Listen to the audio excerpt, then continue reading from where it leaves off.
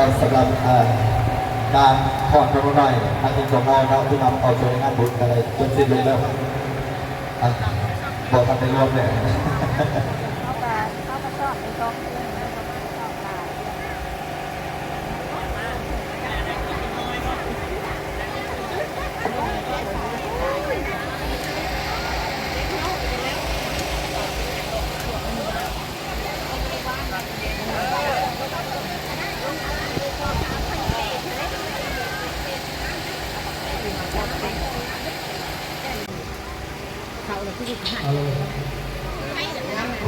น้าเกียง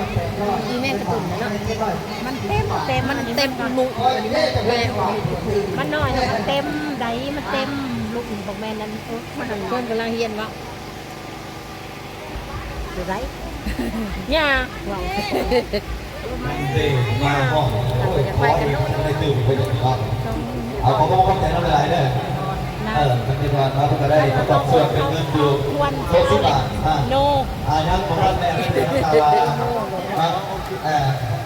เธอที่มีเงินไทยนะชุดยูเราจะเป็นของเราเพื่อการทำสัมมนาหรือซื้ออุปกรณ์การกีฬาก็ได้งานที่เป็นของเราเพราะมันมีคนในกลุ่มเดือด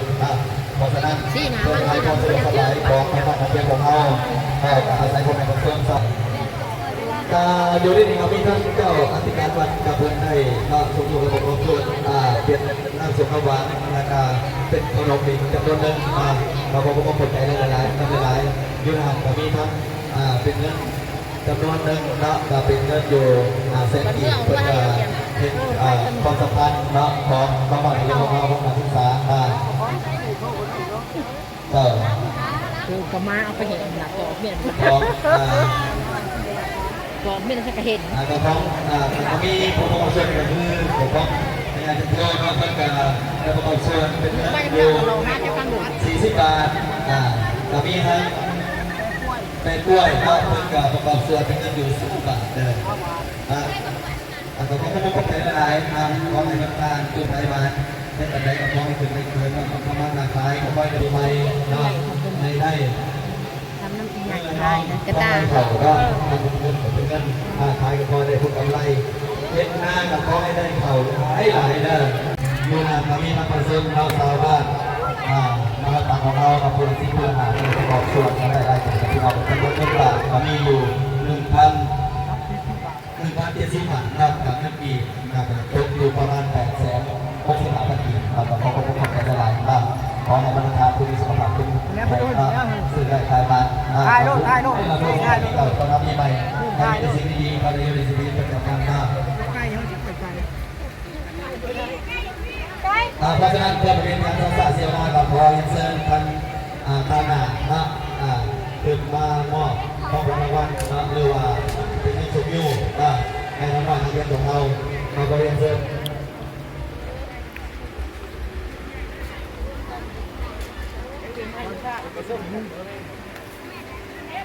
จำอยู่เนอะจะถ่ายวิดีโอเดียวกันอยู่จำเนอะจำที่ไหนเนี่ยเพื่อเป็นการรักษาเสียงนะครับเอาขอเสียงปรบมือเนี่ย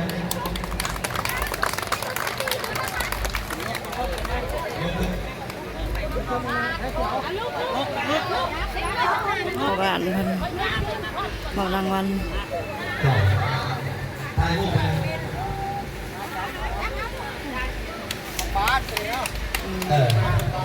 อะไรก็คือกรรมการมาจากกรรมการสิ่งอะไรขอบคุณใจหลายๆสำหรับผู้อุปถัมภ์วัดชื่อที่เรียนความสำคัญของกรรมการเรียนของเราเพื่อไปต่อยอดเรื่องการพูดด้วยทั้งมีทั้งน้ำส้มหรือว่าขอบส่วนอยู่ในเราก็เรียนของเราเราขอให้ประชาชนมีสุขภาพเข้มแข็งสุขภาพที่ประเสริฐพอในธรรมะเลิศขอให้เกิดโครงการที่สุขุมสุขเล็กสุขของส่วนตัว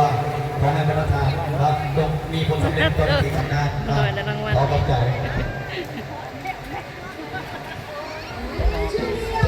ได้รางวัลนี่พี่น้อง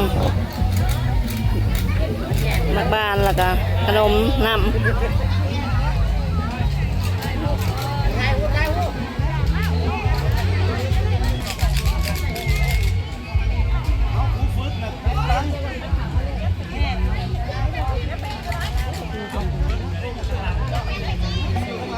โคตรใหญ่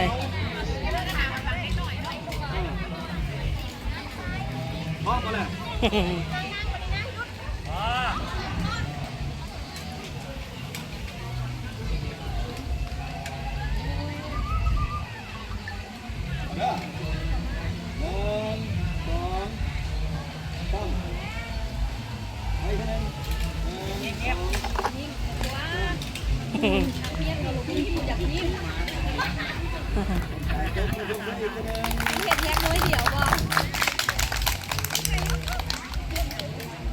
ให้เล่นมั่วก่อนไปแห่พระป่าเด้อวันนี้เด้อ ไปพ่อนเทพป้าเด้อซูไปพ่อนเทพป้าเลยเขาจะแห่ป้าบัน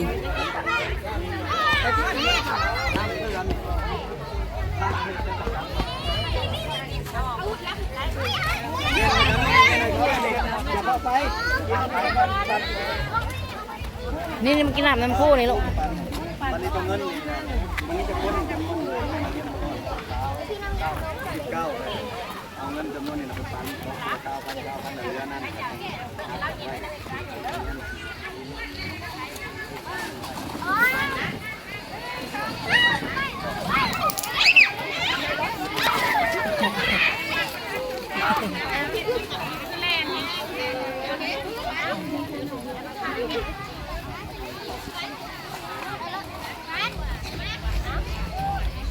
ไปกินน้ำกับขนม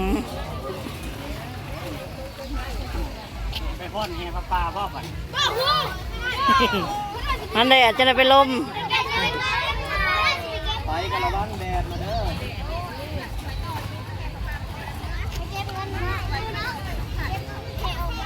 มาแก้มาบ่นี่อาจังเลย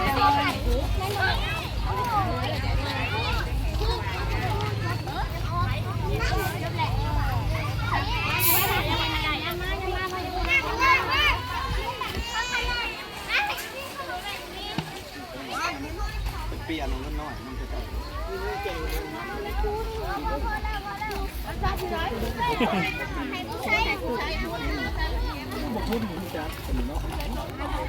ที่ว่าเป็นแนวใหม่เลยเด้อจังหน่อย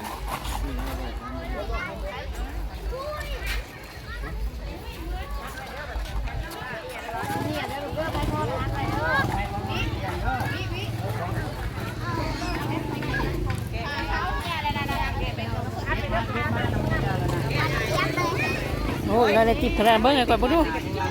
คนเจี๊ยบเลย โอ้ไปมาแจกติดนะ แน่นอนอาหารพันใบ ใบกล้วย ใบกล้วยกับใบที่1,000เป็นหยาขายใบหลอดกับใบซาว โอ้หวานเจี๊ยบเลยมอพอได้ติบ พอได้อันเล่นบุญมือแรงพอได้ซื้อกินมือแรงแล้วมันเหี้ยนะลูก กินแล้วก็จะปันจะเปลี่ยนไป ดอกแพ้ให้ยัง จอมปูบ่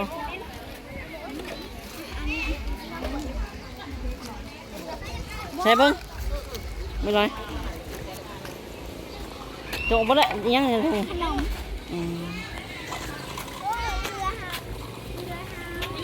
ะไรตีบแล้วลอยซาว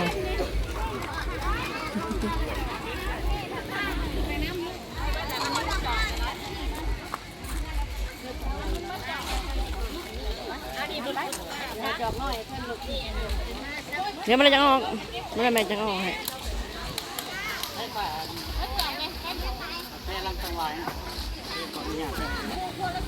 ดอกไม้มูดอกมาไม่ต้องกินอะไรก็ลูก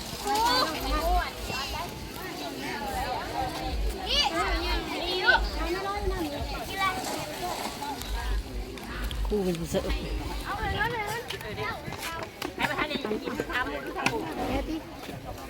หอยปวดเลยทำไมยังไม่ได้ไม่ได้ยังไม่ได้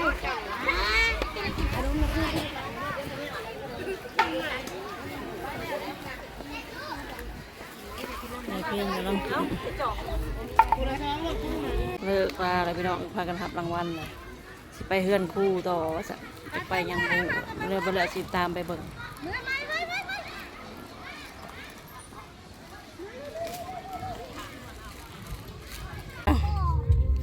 โอ้ยติบโพดพี่น้องอันนั้นน่ะครูเอาให้อันนั้นน่ะครูให้40,000โอ้ยเพลงสิบ่เข้าบ่นี่นะโอ้ยเขาลองสดแต่ว่า สาธุพัน ได้120กับ50,000กีบพี่น้องเอ้ยติบหมอโอเคคลิปนี้ก็เก็บภาพบรรยากาศไว้สำนีกันพี่น้อง